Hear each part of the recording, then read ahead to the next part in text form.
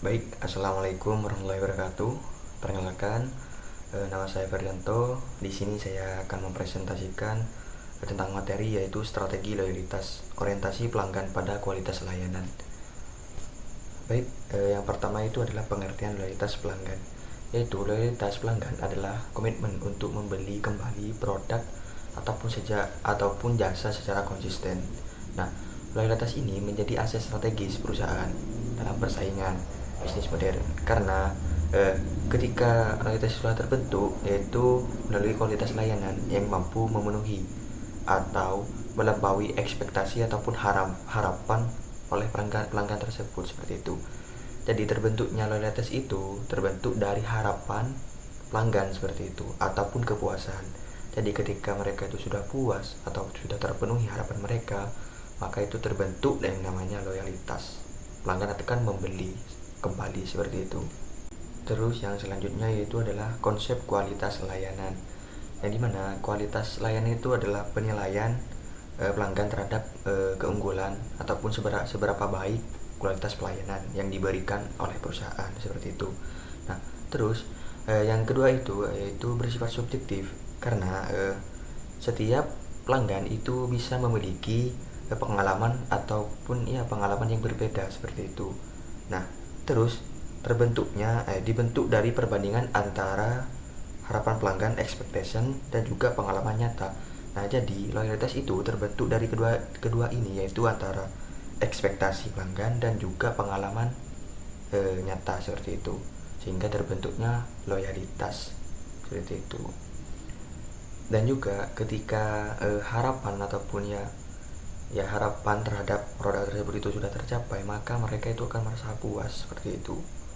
Terus yang selanjutnya yaitu dimensi servikual, yaitu untuk mengukur kualitas layanan menggunakan model servikual yang memiliki 5 dimensi utama.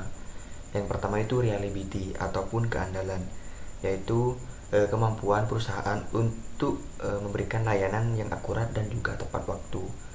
Contoh seperti halnya pesanan datang sesuai waktu yang dijanjikan, seperti itu.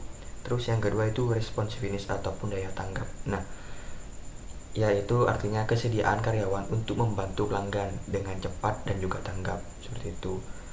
Terus yang ketiga yaitu assurance ataupun jaminan, yaitu pengetahuan, kesopanan dan juga kepercayaan, sehingga pelanggan itu akan merasa aman dan juga percaya, seperti itu, terhadap perusahaan.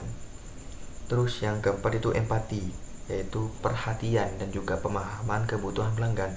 Jadi kita itu harus memahami apa yang dibutuhkan pelanggan, seperti itu. Dan juga tangible, bukti fisik, yaitu fasilitas, penampilan karyawan dan sarana layanan. Nah, jadi kita itu harus memperhatikan entah itu dari fasilitas yang bersih dan juga penampilan karyawan yang sopan. Terus yang selanjutnya itu adalah hubungan kualitas layanan, kepuasan dan juga loyalitas. Nah, dalam bisnis terdapat hubungan yang saling berkaitan, yaitu kualitas layanan, kepuasan pelanggan dan juga loyalitas pelanggan. Yang artinya jika kualitas layanan itu baik, maka pelanggan akan merasa puas. Jika pelanggan puas, mereka itu pasti akan kembali membeli produk kita, seperti itu. Nah, dari situlah terbentuk loyalitas pelanggan dalam jangka panjang. Nah, dalam hal ini kepuasan pelanggan juga berperan sebagai variabel mediasi yang menghubungkan kualitas layanan dengan loyalitas, seperti itu. Terus yang selanjutnya yaitu adalah strategi orientasi pelanggan.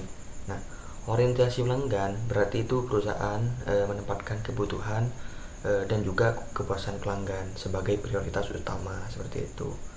Nah, terus yang kedua itu mengubah paradigma bisnis dari yang tadinya itu menjual produk menjadi untuk memenuhi kebutuhan pelanggan. Jadi kita itu perusahaan itu fokusnya itu tidak hanya untuk menjual produk saja, tetapi kita itu harus mencari apa sih kebutuhan pelanggan tersebut, sehingga terciptanya penjualan ataupun pengalaman pelanggan yang baik, seperti itu.